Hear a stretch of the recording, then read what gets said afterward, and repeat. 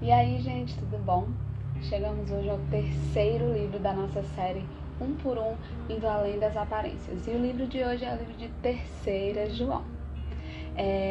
Como a gente sempre faz, vamos contextualizar um pouquinho esse livro, por que ele foi escrito, para quem ele foi escrito. Na verdade, é uma carta, uma epístola também do apóstolo João. Essa carta ela foi provavelmente escrita na mesma época das outras duas, 1ª e 2ª João, em 90 depois de Cristo, também em Éfeso, quando o apóstolo João se encontrava em Éfeso. Essa carta ela é uma carta um pouco mais pessoal do que a carta de 2ª João, por exemplo, que foi enviada à igreja. Mas, como a gente pode ver no verso 15, quando ele diz, saúda os amigos daí, pessoa por pessoa, a gente pode ver que, apesar de ser uma carta enviada a um amigo pessoal, ela vai conter ensinamentos que podem e devem ser compartilhados com todas as pessoas que fazem parte da Igreja de Cristo. O objetivo principal dessa carta era elogiar e encorajar Gaio, tá? Que a gente vai ver na carta que era um amigo pessoal, talvez um filho na fé do apóstolo João, e ele queria elogiá-lo e encorajá-lo quanto à sua hospitalidade e o sustento que ele dava aos discípulos que João enviava. E a gente vai ter também aqui alguns alvos e abordagens que são a hospitalidade, que ela é representada na pessoa de Gaio nessa carta, e a gente vai falar um pouquinho mais sobre a hospitalidade depois. Também temos a questão da abordagem da arrogância, que vai ser figurada na pessoa de Diótrefes, que vai ser citado nessa carta. E também falamos um pouco de santidade, dos seus aspectos, que vai ser um pouco representada na figura dos cristãos e na figura de Demétrio, que é citada nessa carta. Santidade não só no significado dela, mas em atos que expressam a vida de santidade de um cristão. Meu objetivo com você nesse vídeo é caracterizar um pouco mais as personagens, possamos dizer assim, que aparecem, que é Gaio, Diótrefes e Demétrio, e qual o ensinamento que nós podemos retirar dessa carta, para a prática cristã. Nós podemos começar aqui com a caracterização de Gaio. Vamos ler 2 versículos dessa carta que descrevem um pouco a relação do apóstolo João com essa figura. O presbítero ao amado Gaio, a quem eu amo por causa da verdade. No versículo 5 diz assim, amado, tu és fiel no que estás realizando pelos irmãos, ainda que eles lhes sejam desconhecidos. Nós vemos aqui que Gaio é o destinatário da carta, foi para ele que essa carta foi escrita. Nós vemos que Gaio ele é fiel ao compromisso com a verdade do Evangelho e ele pratica essa fidelidade através da hospitalidade. A gente vai ver ao longo da carta que ele recebia os pregadores na sua casa. A gente tem que lembrar que no tempo da igreja primitiva, o ministério dos apóstolos, dos pregadores, era um pouco mais itinerante. Existiam aqueles que iam de casa em casa, ensinando e compartilhando o evangelho, muitas vezes como Paulo, viajando por vários lugares para levar essa mensagem, como missionários, por exemplo, no nosso tempo. Então era muito importante que houvesse pessoas que faziam parte da igreja, que estivessem aptos e disponíveis para receber esses irmãos. E Gaio estava sendo elogiado por João, pelo apóstolo João, por exercer, por amor à verdade, essa prática da hospitalidade. E além de ser elogiado, ele estava sendo encorajado a continuar essa prática. E a gente vê aqui no verso 5 que ele estava sendo fiel na realização disso, mesmo com aqueles os quais ele não conhecia. E como é que João sabia disso? Porque as pessoas estavam sendo enviadas por ele, de alguma maneira, assim como nós vamos ver quando falarmos de Demétrio, que havia sido provavelmente enviado por João e também era provavelmente aquele quem estava entregando a carta a Gaio. A segunda figura que aparece aqui nessa carta é o Diótrefes. A gente vai ler sobre ele nos versículos 9 e 10. Eu quero ler com você o versículo 9. Escrevi à igreja, mas Diótrefes, que que aprecia ser considerado a pessoa mais importante entre eles, não nos recebe. Diótrefes aqui é caracterizado como um líder arrogante da igreja. Ele provavelmente, podemos dizer assim, se desviou seguindo o gnosticismo e ele se sentia melhor, vamos dizer assim, mais dotado de autoridade do que o próprio apóstolo João. Ele não estava recebendo os missionários que João enviava e, além de não receber, estava expulsando da igreja, excomungando os irmãos que exerciam essa prática, que estavam recebendo os discípulos. Isso mostra que ele era o quê? Egoísta. Ele figura alguém que desrespeita a autoridade dos líderes da igreja.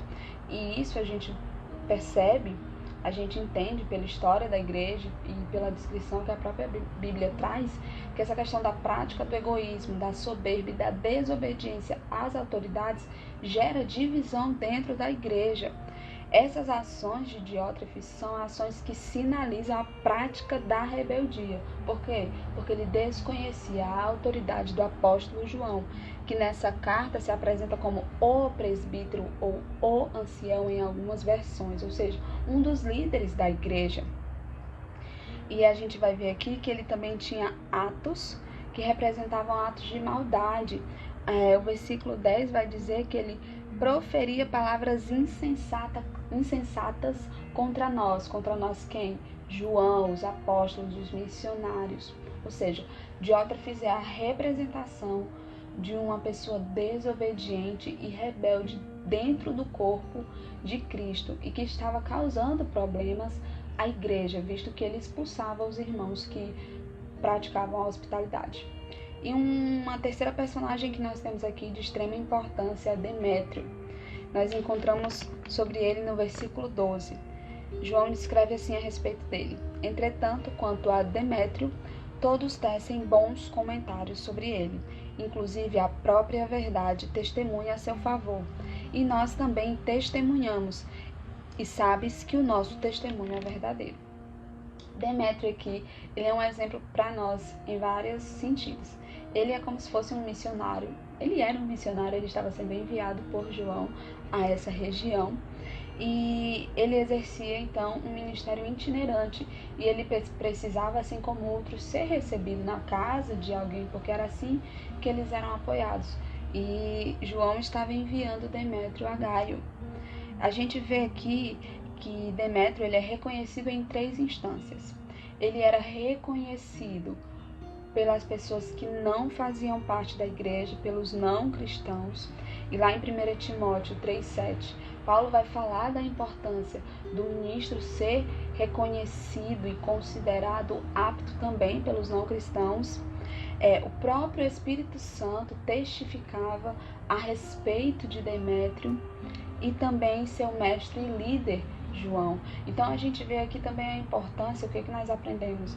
Que como ministros do Evangelho, dispenseiros da graça, como aqueles que vão anunciar e muitas vezes exercer um cargo de liderança e autoridade dentro da igreja, é preciso que tenhamos qualificações. E tanto aqueles que fazem parte da igreja, como aqueles que não fazem parte da igreja, precisam reconhecer em nós os frutos do Evangelho, além do Espírito Santo testificar, como diz na carta aos Romanos, em nosso coração a verdade.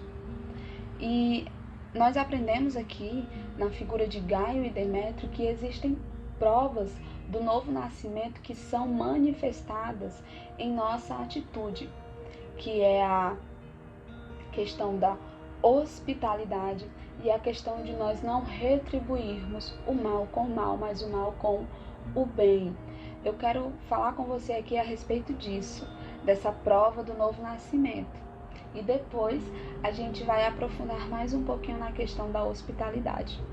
A gente vê na vida de Gaio e Demétrio frutos da regeneração, da redenção. Nós precisamos entender que a redenção no homem, ela não é uma mudança moral, de prática moral, mas ela nos atinge, nos toca de forma tão profunda que afeta a nossa moralidade. O que isso quer dizer? Quando eu sou redimido por Cristo, quando eu sou regenerado na pessoa de Jesus Cristo, as minhas práticas, o meu comportamento, ele é afetado. Eu não respondo a outros e a situações da mesma maneira que alguém que não foi regenerado responde. Eu quero te convidar a abrir comigo em Romanos 8:5. Diz assim a palavra do Senhor: os que vivem segundo a carne têm a mente voltada para as vontades da natureza carnal. Entretanto, os que vivem de acordo com o Espírito têm a mente orientada para satisfazer o que o Espírito deseja. Ou seja, quando nós somos redimidos e alcançados por essa graça através de Cristo Jesus, o nosso comportamento ele é mudado. Por quê? Porque nós passamos a viver pelo Espírito e somos transformados e manifestamos no nosso corpo o fruto do Espírito. Aqui no versículo 11 da terceira carta de João diz assim: amado, referência a Gaio, jamais imites o que é mal. Por quê? Porque ele vai falar no versículo anterior que Diótrefes estava praticando mal. Mas sim o que é bom, ou seja, imite aquilo que é bom, aquilo que é referente ao novo nascimento. Aquele que faz o bem é de Deus. Aquele que pratica o mal não conheceu a Deus. O que é que nós vemos aqui?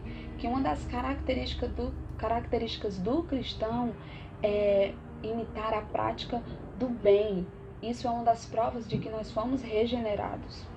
Porque quando nós imitamos a prática do mal, respondemos o mal com o mal, isso demonstra que a nossa identidade não pertence a Cristo. Por quê? Porque aquele que pratica o mal, que imita o mal, ele nem sequer conhece a Deus, ele não tem relacionamento com Deus, ele mostra que é uma pessoa que não tem intimidade com Deus, que não conheceu a Deus.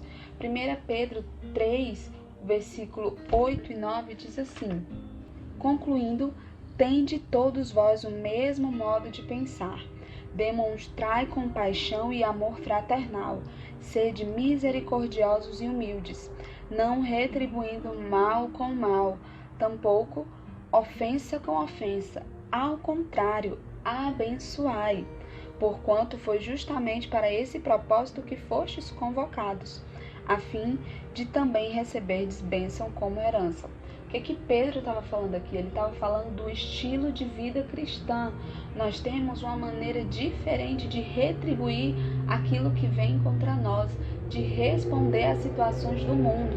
O estilo de vida cristã, ele é o quê? Uma demonstração através da paixão e do amor fraternal, da misericórdia, da humildade, através da não retribuição do mal com mal. E ao invés de retribuir o mal com mal, eu tenho que abençoar, porque a palavra diz que aquilo que eu lanço tem poder. A língua ela tem poder tanto de amaldiçoar quanto de abençoar. Mas eu, enquanto cristã, enquanto pessoa regenerada por Cristo, fui convocada para abençoar. Nós terminamos esse vídeo por aqui.